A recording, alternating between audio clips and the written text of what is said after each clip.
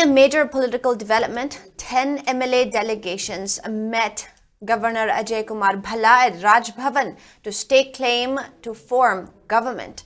Speaking to media persons after the meeting, Hairok MLA Thokchom Radhesham announced that a total of 44 MLAs are prepared to form a popular and stable government in the state. While claiming support of 44 MLAs, including those from BJP, Radhesham said the 10 MLAs have urged the governor to consider the majority and take prompt action. The delegation submitted a formal letter to support the governor and reiterated their readiness to provide a stable governance alternative amid the current political uncertainty. The governor is expected to review the claim and take a decision in accordance with constitutional provisions.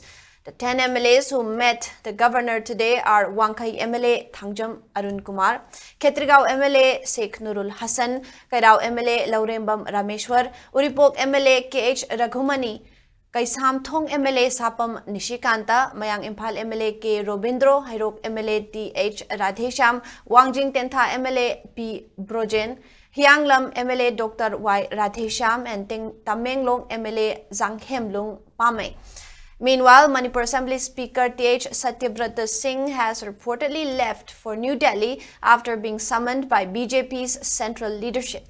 Earlier, former Chief Minister N. Biren had also met the governor on Tuesday evening, fueling speculation that a major political announcement could be on the horizon. Manipur incident already MLA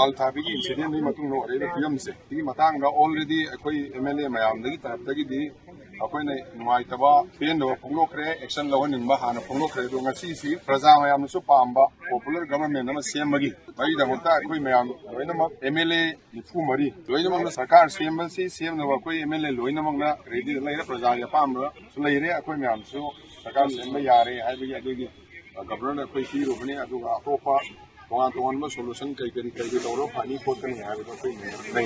Governor Sahib note in the interest of Prasagi, interest of Manipur, interest of